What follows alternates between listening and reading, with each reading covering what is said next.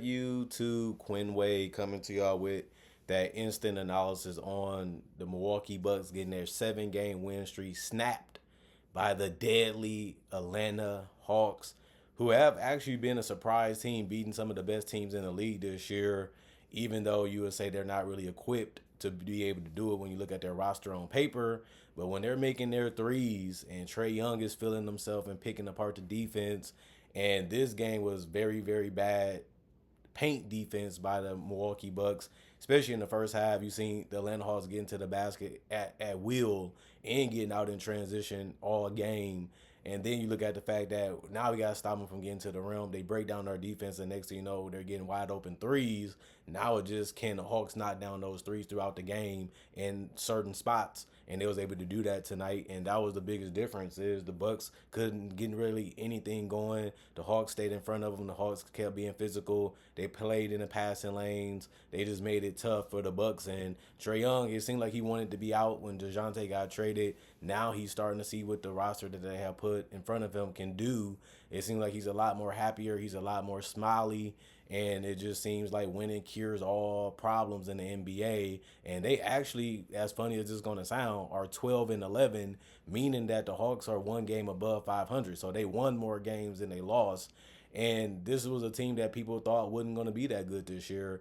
And they have been a good team. They haven't been great. They haven't been a contender, but they have been a team that's scary if you play against them because they can hit you from so different many places, and they can cut you real bad because if you don't pay attention to somebody, they're always moving and relocating and hitting you with cuts to the paint or getting close to the dunker spot. Then it's just about finding those guys, and once you find them are high percentage shots that's leading to high percentage threes. And if that's not working, they can get to the free throw line too. If they get bumped or knocked, or you try to get beat to the spot and you try to foul after that, then it can even result in and ones. But the Hawks did what they had to do today to get the win. They won 119 to 104. The Bucks fall to 11-10. They had a really bad start, but they started to figure things out. But the Hawks just had them planned out from the beginning of the game because they won the first quarter 38-35, and they won the second quarter 32-24. They won the third quarter 29-28, and they won the fourth quarter 20-17, showing you that they haven't lost one quarter against the Bucks so far. And this is actually the first meeting between the Bucks and the Hawks this season, and the Hawks already executed very well against the Bucks on both ends of the court. And unfortunately for the Bucks, they have to go back to the winning ways after this game. And the Hawks, they can keep their head up as they try to figure out how to maintain this balance of defense, offense, cutting, and penetration to be a consistent diet for them to be able to beat the better teams that can out-talent them or have better players than them. Obviously, Giannis was the best player on the court. Dame was one of the best players, depending on if you like Dame or Trae Young better than him. They're in the same bracket to me when it comes to tier players.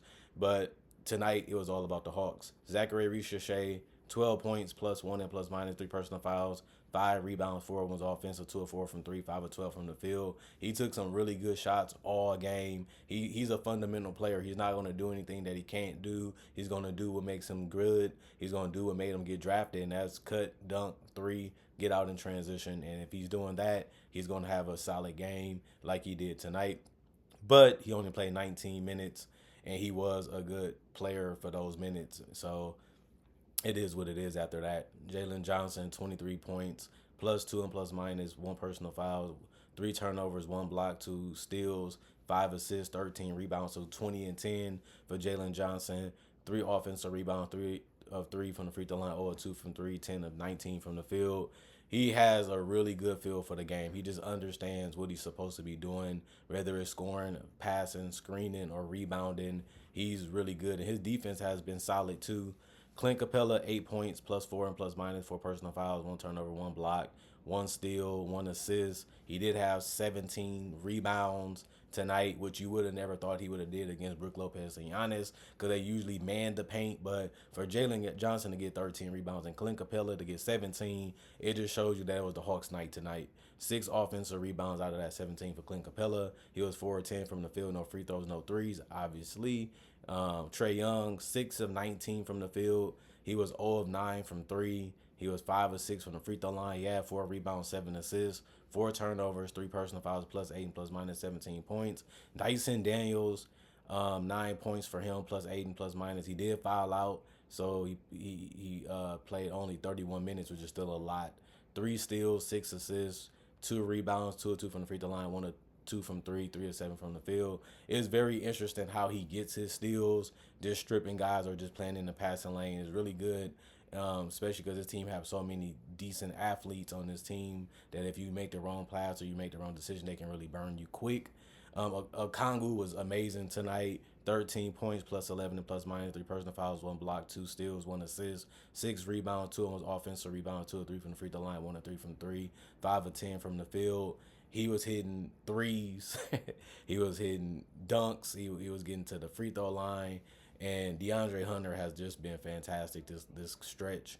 20 points for him off the bench. He only played 28 minutes, plus 15 and plus minus, 2 personal fouls, 3 steals, 2 assists, 5 rebounds. He was 6 of 6 from the free throw line, 2 of 7 from three, 6 of 13 from the field. He was mixing it up and not just falling in love with the three. And he even got some good easy dunks to go into that game with that mentality that I'm needed, I'm wanted is a good thing for him to be, as they have been going through a lot of wings these last couple years to fit around Trae Young, and it's good to see him actually progressing with this team and actually being a standout player for them.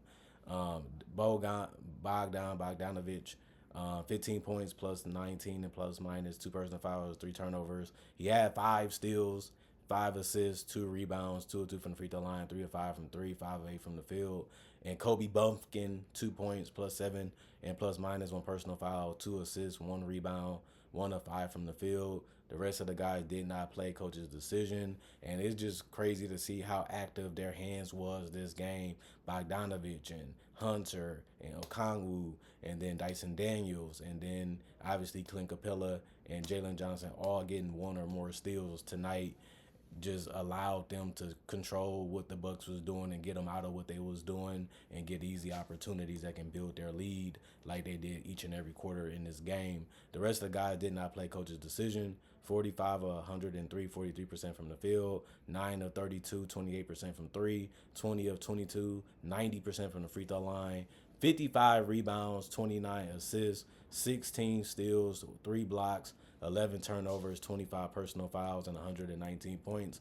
The Bucks did look a little clueless tonight. They was doing a lot of, well, ain't you supposed to do this? Ain't you supposed to be here? Ain't you supposed to be there? And the Hawks took full advantage of that. It just seemed like the Bucks didn't understand what they was trying to do on offense or on defense tonight.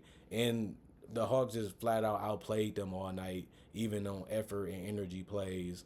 And the Bucks just seemed like they was gonna walk in here and get gifted a win, and they forgot they had to work for it, and they didn't come to work prepared tonight, and it came with the loss because of that. If you have that type of mentality and other players are doing it too, it's just gonna be a bad game for you. And this is a game that they actually should have won when it comes to how they was playing before this game became here, and they ended up getting blown out, and it was just embarrassing. 10 points for Torian Prince, minus 13 and plus minus, 2 personal fouls, 1 turnover, 1 steal, 2 assists, 4 rebounds.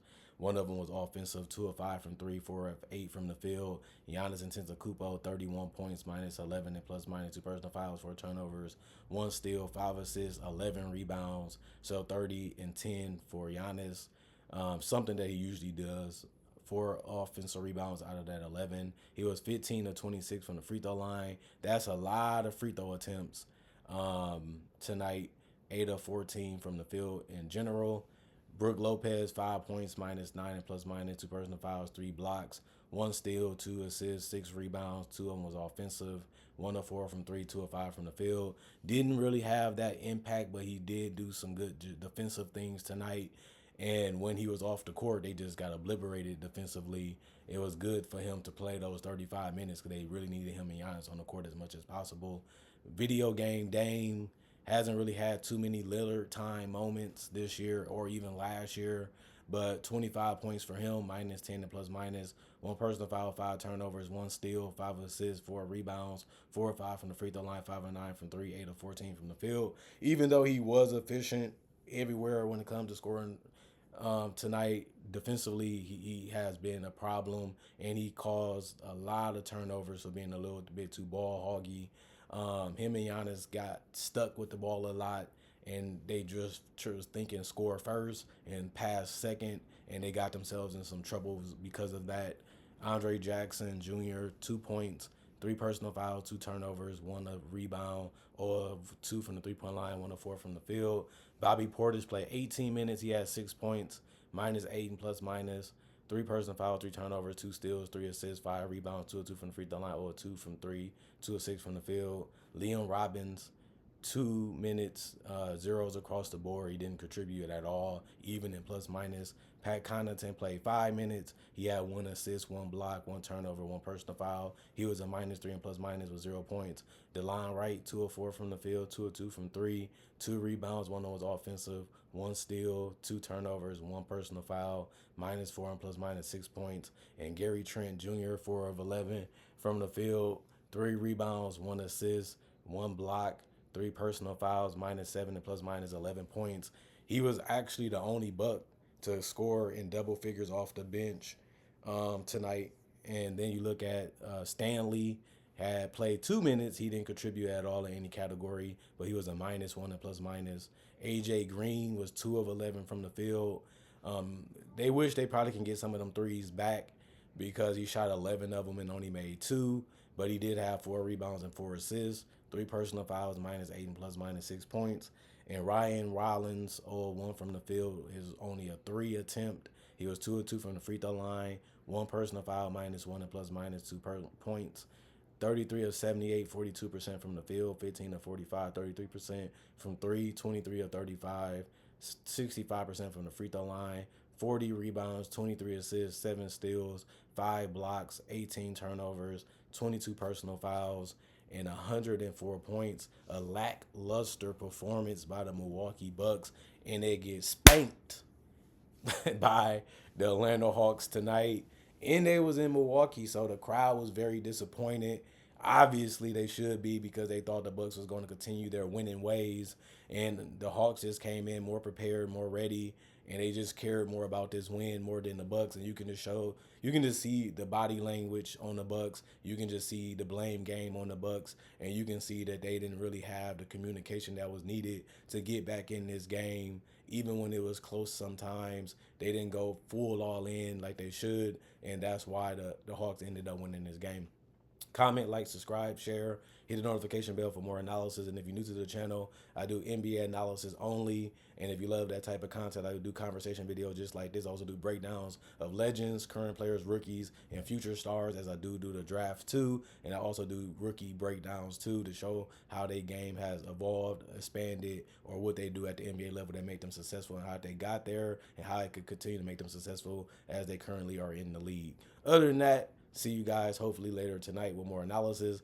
It's a lot of blowouts tonight, so I won't be covering too many teams because I did give y'all a rundown not that long ago. I did cover basically every single day certain teams. So I'm going to give some teams a break, some teams some shine, and obviously I'm going to cover as much as I can since I'm the only person that produced content on Analysis Playground and Basketball Analysis Podcast. It's good since I work 7 days a week to at least take some of this time to do some other stuff and stay caught up on some other stuff. And thanks for watching. Thanks for enjoying the content. And see you guys hopefully later tonight.